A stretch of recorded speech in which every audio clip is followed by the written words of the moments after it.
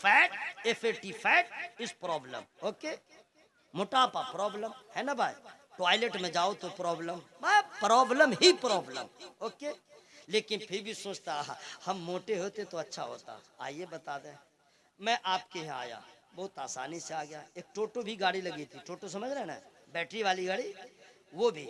मान लीजिए टोटो है और गाड़ी पकड़ना है और कोई सवारी नहीं है और गाड़ी बिल्कुल पैक है, एक ही सीट है ड्राइवर के बाजू में, ठीक है हजरत आइए। गया, मैं बैठ गया, चला गया। उस वक्त समझ में आता है ये तो टोटो छोटी सी जगह, बीच में ड्राइवर, एक इधर बैठाया एक इधर, कितनी जगह बची। अब मुझे जैसे आदमी को बैठा लिया, मैं जाके गाड़ी पकड़ लिया। मैंने कहा मौला तेरा एहसान है, मौला तेरा एहसान है, ऐसी बॉडी बनाया कि मैं यहाँ एडजस्ट हो गया। अगर मोटा होता तो क्या होता, मोटा होता तो क्या होता, बंदा समझ नहीं पाता है। हम सोचते हैं कि ये होता तो ये होता, ऐसे होता तो ऐसे होता। अरे हम अपने आप को न समझ सके, फ्यूचर को क्या समझेंगे। और मेरा खुदा वो है, वो सब जानता है, जिसके लिए जो बना दिया है। अब दियत का तकाजा ये है, अल्लाह जिस हाल में रखे कह दीजिए मौला जिसमें तू राजी है उसमें हम राजी। सुभान अल्लाह, सुभान अल्लाह। अब आइए हज़रात, अल्लाह ताला हम लोग को हसद की बीमारी से बचाए। जरा जोर से बोलो भाई, आमीन बोलो ना। अब सुनिए, ये आज 43वां जलसा हो रहा है, 43 साल से सरकार मुजाहिद मिल्लत अली रहमा का उर्स आप लोग मना रहे हैं। बोलो भाई सुभान अल्लाह। और 43 साल से है कोई ऐसा आदमी जो अपने बाप के लिए 43 साल से इस तरह जलसा किया हो, अपने दादा के नाम नहीं, सरकार मुजाहिदी मिल्लत के नाम। वो भी वो लोग, वो नौजवान जो गिनती के हैं और हर साल ये बेड़ा उठाते हैं, वो खुशनसीब लोग हैं जो इस उर्स कमेटी का साथ देते हैं। अल्लाह ताला खूब बरकत अता फरमाए। लेकिन कमेटी वाले ये न कह दें मैंने जलसा किया, मैंने किया ना, ये न कहे मैंने किया। मस्जिद बन गई, किसी ने पूछा हाँ भाई आपके गांव की मस्जिद बन गई, हाँ हाँ हाँ मैंने बनाया। अच्छा, अरे मदरसा, हाँ भाई गांव वाले फेलियर थे, मैंने बनाया। अच्छा, और ये मकान, हाँ रात दिन पसीना पोंछ पोंछ के मैंने किया। जबकि मैं का इस्तेमाल बकरियां करती हैं, मैं करती है। ये इंसान हर बात में कहता मैं।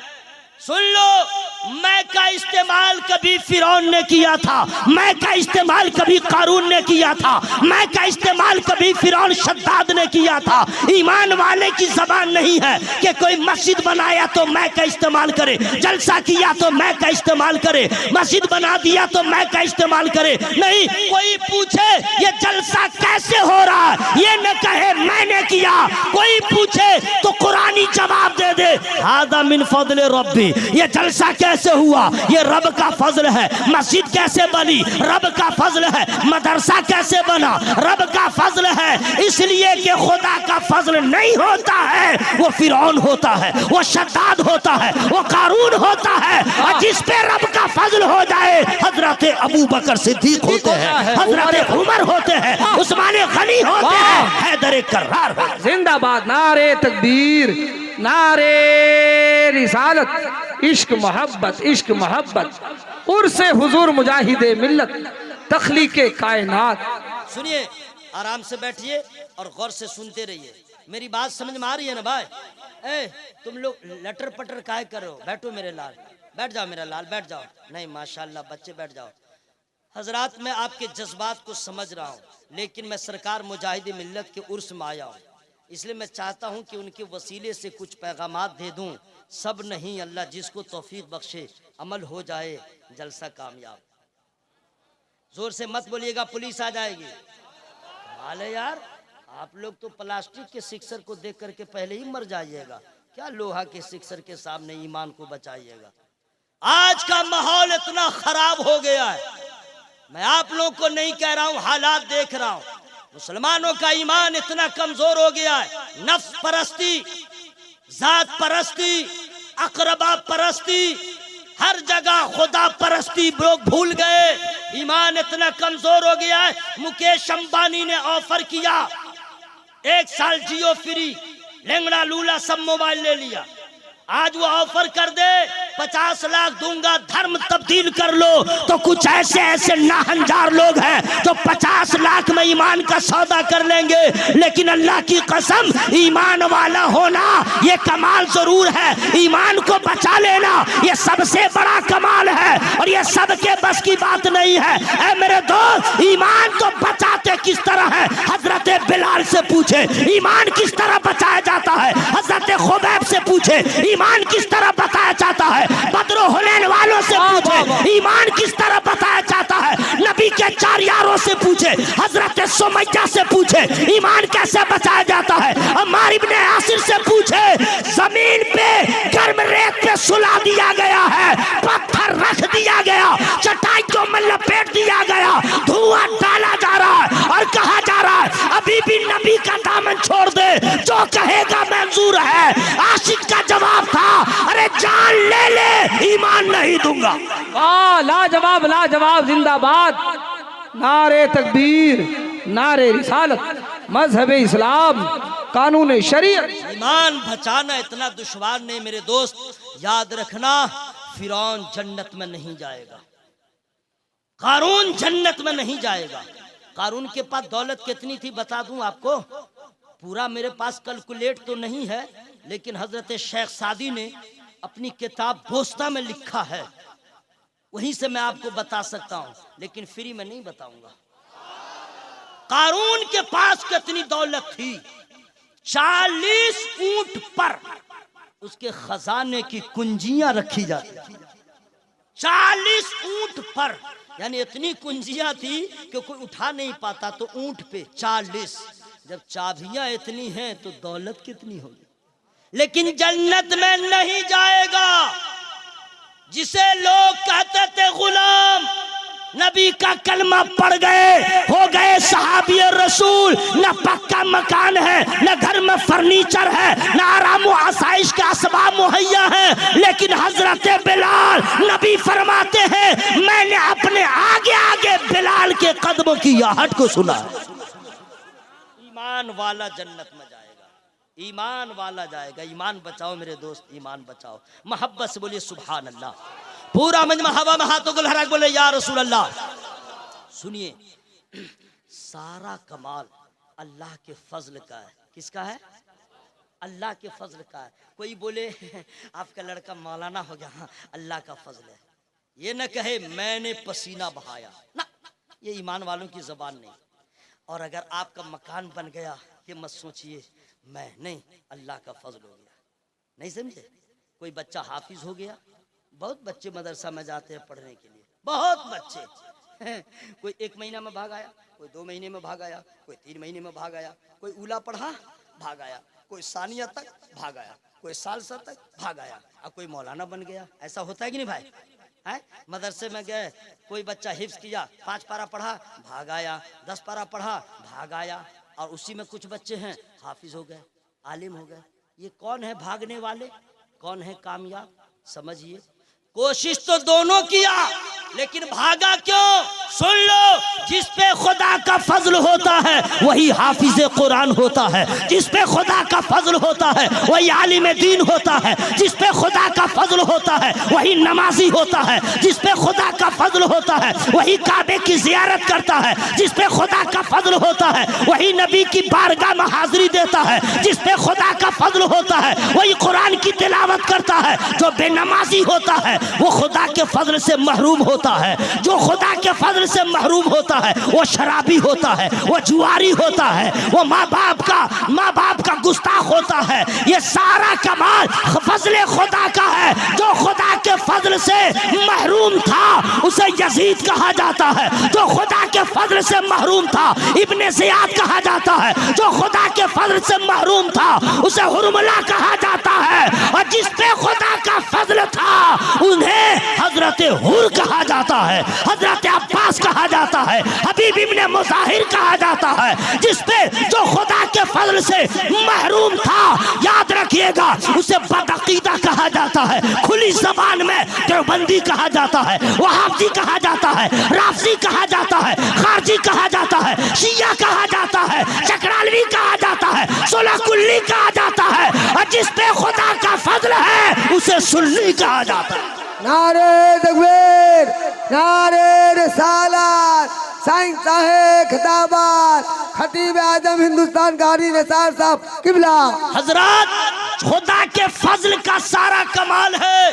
बहुत सारे लोग मालदा में अमीर होंगे, बहुत सारे लोग आपके दरियापुर में अमीर होंगे, बहुत सारे लोग वेस्ट बंगाल लेवल पे अमीर होंगे, बिहार में भी अमीर होगा, लेकिन अल्हम्दुलिल्लाह ये सारे उमरा जो हैं बस ऐसे ही हैं। लेकिन एक ऐसा अमीर जिसे रईस नहीं रईस आजम कहा जाता है, जिसे इमाम तारिकीन कहा जाता है, जिसे इंतखाबे आला हज़रत कहा जाता है, जिसे दीवाने मुस्तफा कहा जाता है, जिनके दिल में घर वालों से ज्यादा नबी के दीन की मोहब्बत है, आला हज़रत की मोहब्बत है, जिन्हें रईस आज़म उड़ीसा सरकार मुजाहिद मिल्लत कहा जाता है, और उमरा और है, मेरा मुजाहिद और है। नारे तकबीर, नारे रिसालत, शेरे हामिद मुजाहिद मिल्लत, अब्बासी दुल्हा मुजाहिद मिल्लत, रईस आज़म उड़ीसा मुजाहिद मिल्लत। सुनिए,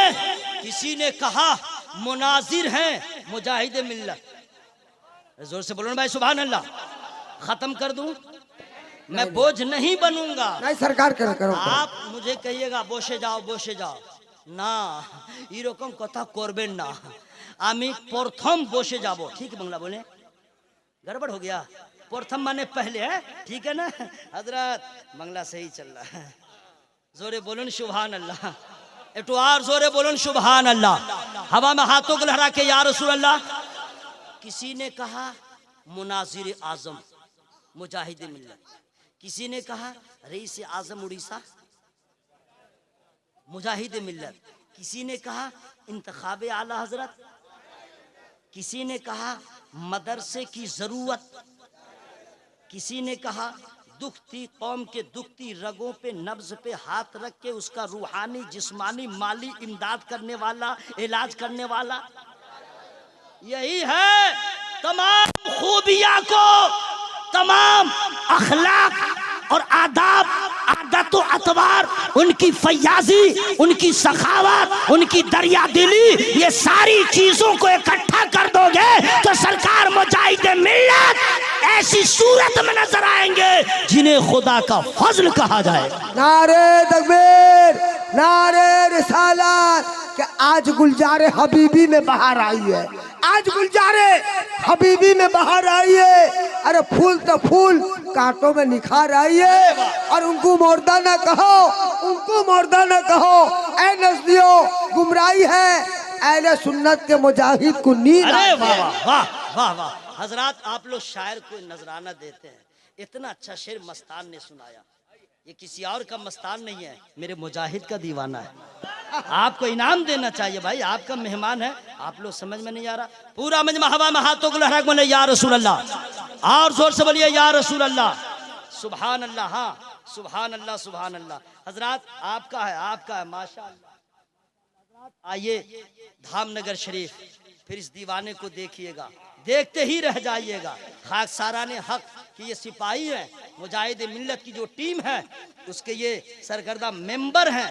ये उनकी दीवानगी क्या पूछना। मैं अपनी तकरीर को रोक करके एक एंटीबायोटिक देना चाहता हूँ, चूंकि मुझे सब बर्दाश्त है, ये बर्दाश्त नहीं है मैं बोलता रहूँ कोई सो जाए। इसके लिए बवाल हो मंजूर है, गोलीबारी चले सब मंजूर है, लेकिन सोने नहीं दूंगा। भाई साहब को मेरा सलाम कह दीजिएगा, आप सोइएगा नहीं। दादा घूम कोरबेन ना, ओके बांग्ला ठीक है ना दादा, घूम कोरबेन ना।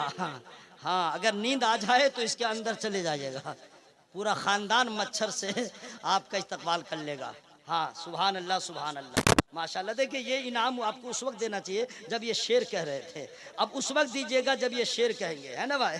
रेडी रहिए मस्तान, रेडी रहिए। असल में भाई साहब सो रहे थे, अजीब मसला है, न चादर है, न तकिया है, न कंबल है, न कोई इंतज़ाम है। घर में अगर चूल्हा घड़घड़ाए तो आदमी उठ जाता है, बच्चा चिल्लाए तो आदमी को नींद नहीं आती, बिस्तर ठीक न हो तो नींद नहीं आती, तकिया ऊंचा हो या नीचा नींद नहीं आती। यहाँ न तकिया है, न चादर है, ना ये है, कुछ नहीं है, और आवाज तो इतनी भयानक है इधर से, और फिर भी इसे नींद आ गई, फिर भी घूम कर रहा है, फिर भी नींद आ रही है। क्या है ये सब, क्या है? न तेरा कमाल न मेरा कमाल, ये है जिक्र खुदा का कमाल। तो दिमाग का ताला खोलो, जब जलसे में आए कल्ब को इतना इत्मीनान हो, इस हंगामी आवाज में भी जब उसे नींद आ जा रही है, अगर हम मस्जिद के नमाजी हो जाएंगे हमें कितना इनाम हासिल हो जाए। नमाज पढ़ के तो देखिए इंशाअल्लाह। 4 मिसरे आपके हवाले, और बिल्कुल डू एंड डाई, मैं बता दे रहा हूँ। नमाज पढ़ के देखिए। मेरे बुजुर्ग हैं, मेरे मोहतरम हैं, आपके इलाके में बहुत सारे उलमा आते हैं, आते ही रहेंगे, तकरीर सुनते हैं, लेकिन अपने इस भाई की एक बात याद रखिएगा, कुछ भी हो बरेली से अलग मत होइए, आला हजरत के मसलक से दूर मत होइए। वाह वाह, क्या पैगाम है, जिंदाबाद। वजह यह है कि आप हटिएगा, मुमकिन है खुदा न करे गुमराह होने से कोई नहीं बचाएगा, नहीं बचाएगा। और आला हजरत उस वक्त के मुजद्दिद हैं जब नबी के नामूस पे उंगलियां उठाई जा रही थी, कलम चल रहा था, जबानें खुल रही थी, भारत की सारी खानकाहों के सज्जादान खामोश थे, सारे वाइजीन की जबान बंद थी, कलमकारों के कलम की रोशनाई सूख गई थी, मुअर्रिखीन लग रहा था ख्वाबे गफलत में पड़े हुए हैं। उस वक्त तने तन्हा कोई और नहीं, बरेली की टूटी चटाई पे बैठ के नामूसे रिसालत की हिफाजत अपनी जबान से, अपने कलम से किया है, तो फकत मेरे आला हजरत ने किया है। नारे